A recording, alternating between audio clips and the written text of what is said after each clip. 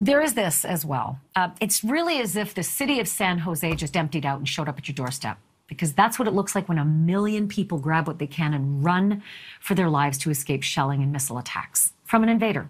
1 million people, the entire population of San Jose, on the run and now in need of food and clothing and blankets and somewhere to sleep.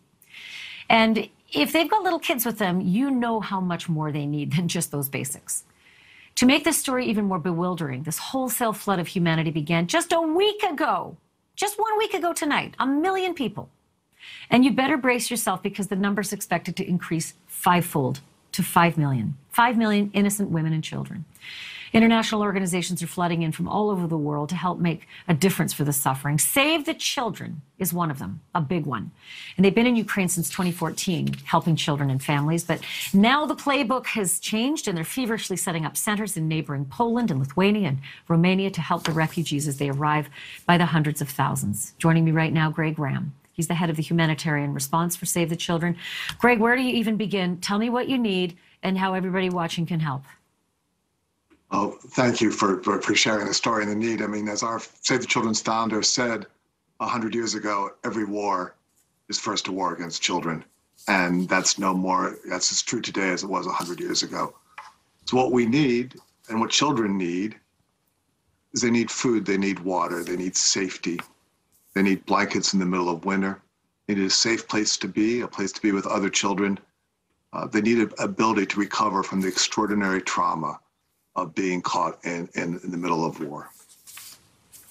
So important. When people want to give, sometimes they go to their garage and they get their things that they don't want anymore, and they start sending physical things. And there's nothing more difficult for an organization like yours, because that means I need staff, I need warehouses, things will rot if we can't get to them fast enough.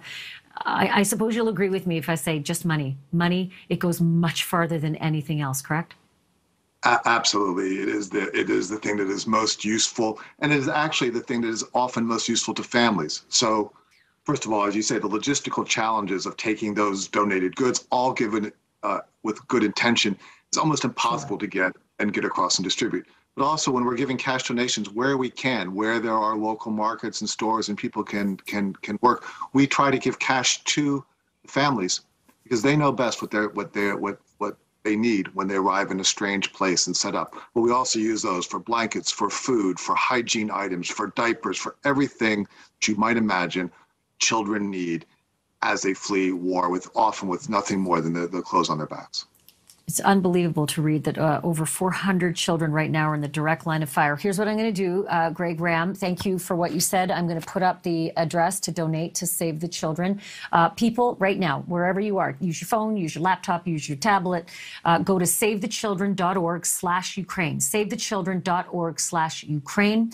The Crisis Relief Fund is trying to reach the millions and millions of children and their families who need immediate aid with recovery. And so you can do that, and it's real easy. And you don't have to do much more. Just savethechildren.org. After the break, the president has asked Congress to approve $32.5 billion to help the people of Ukraine. But there is a brand new way that Americans are giving on their own, one we haven't seen much in the past.